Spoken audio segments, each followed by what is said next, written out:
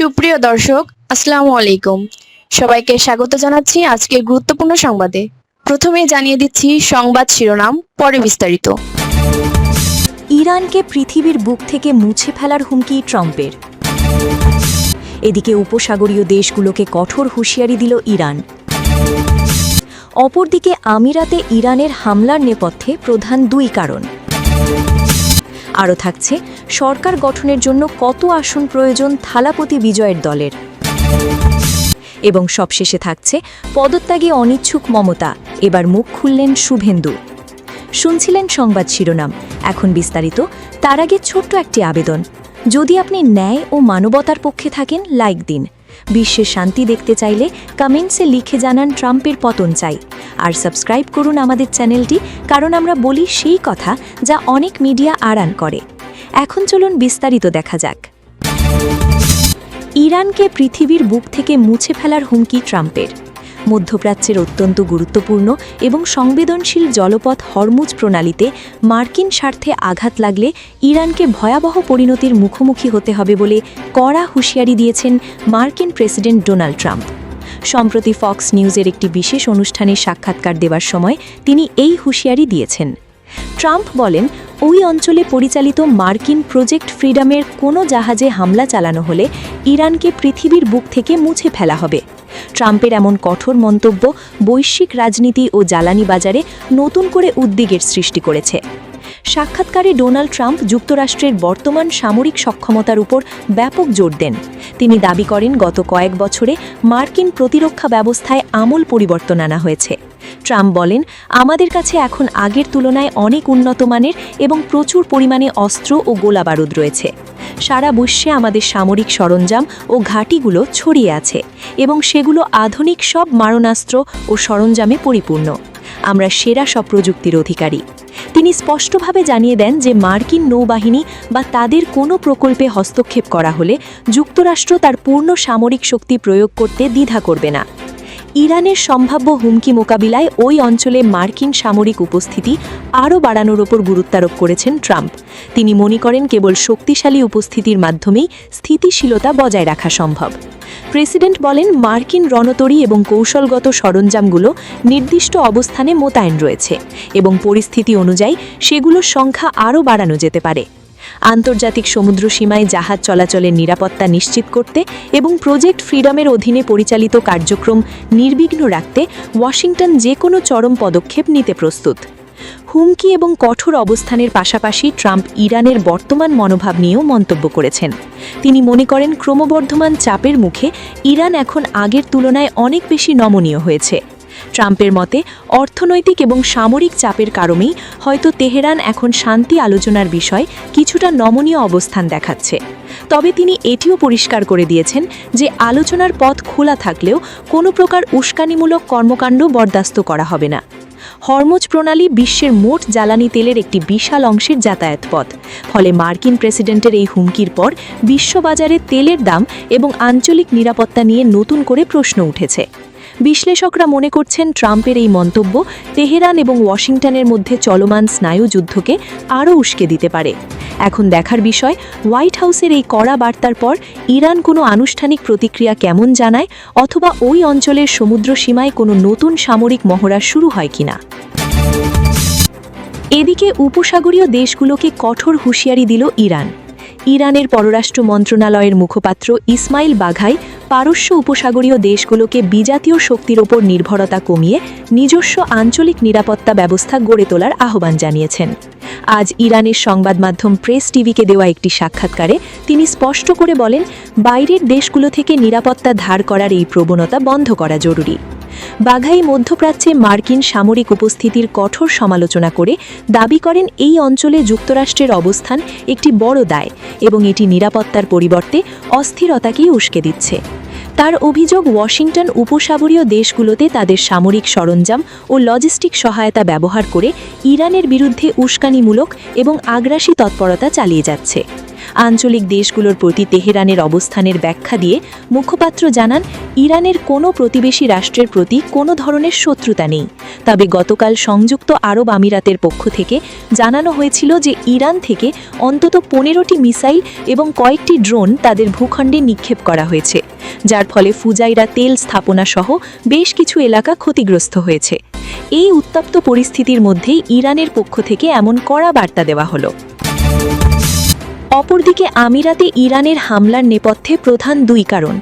যুক্তরাষ্ট্র ও ইরানের মধ্যে যুদ্ধবিরতি চুক্তির প্রায় 1 মাস পর সংযুক্ত আরব আমিরাতে ফের হামলা করেছে ইরান।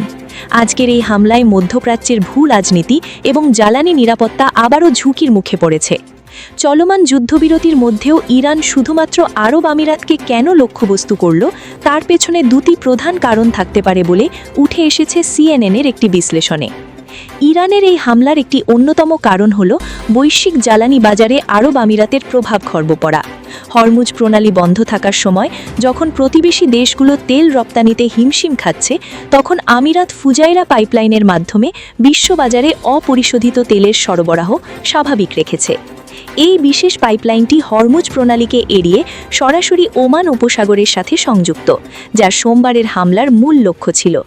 হামলার ঠিক আগে ইরানের ইসলামিক রেভলিউশনারি গার্ড কর্পোরেশন একটি নতুন মানচিত্র প্রকাশ করে, যেখানে ফুজাইরাকেও তাদের নিয়ন্ত্রিত অঞ্চলের অন্তর্ভুক্ত দেখানো হয়।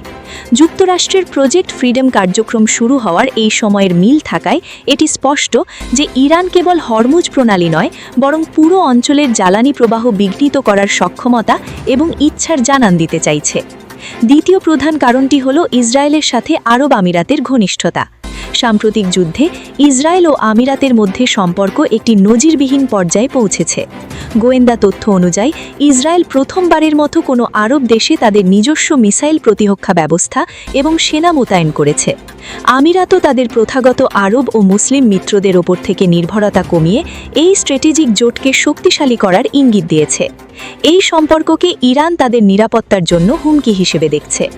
হামলার ঠিক পরেই ইরানের তাসনিম নিউজ এজেন্সিতে একটি সামরিক আধিকারিক হুঁশিয়ারি দিয়ে জানান যে আরব আমিরাত যদি ইসরায়েলের ঘুঁটি হিসেবে ব্যবহৃত হয়, তাহলে তাদের এমন শিক্ষা দেওয়া হবে যেটা তারা কখনো ভুলবে না।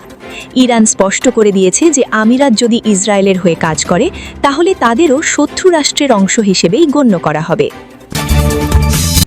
আরও থাকছে সরকার গঠনের জন্য কত আসন প্রয়োজন থালাপতি বিজয়ের দলের। ভারতের তামিলনাড়ুর বিধানসভা নির্বাচনে সুপারহিট অভিষেক হয়েছে অভিনেতা থালাপতি বিজয়ের। এবারের নির্বাচনে তার বিজয় দলের তামিলাগা ভেত্রিকা জাগাম টিভিকে এর উত্থান সবার নজর কেড়েছে।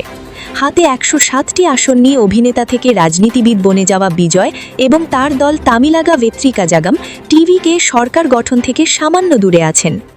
234 সদস্য বিশিষ্ট তামিলনাড়ুর বিধানসভায় সংখ্যাগরিষ্ঠতা পেতে তাদের প্রয়োজন ছিল আর মাত্র 11টি আসন।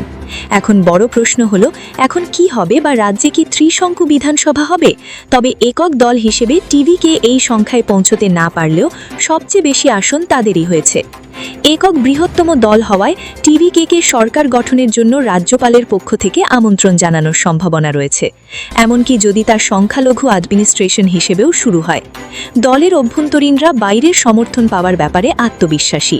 তারা দ্রাবিড় মুন্নেত্র কাজাগামের সাথে বর্তমানে জোটবদ্ধ দলগুলোর সম্ভাব্য সমর্থনের দিকে ইঙ্গিত দিচ্ছেন, যার মধ্যে কংগ্রেস রয়েছে, যারা 5টি আসন জিতেছে, ভারতের কমিউনিস্ট পার্টি সিপিআই, ভারতের কমিউনিস্ট পার্টি মার্ক্সবাদী সিপিআইএম এবং বিদুত্থালাই চিরথালকাল কাচ্চি ভিসিকে, যারা প্রত্যেকে 2টি আসন জিতেছে। এর আগে 2006-এর লঘু সংখ্যক ডিএমকে সরকার বাইরের সমর্থনে টিকেছিল।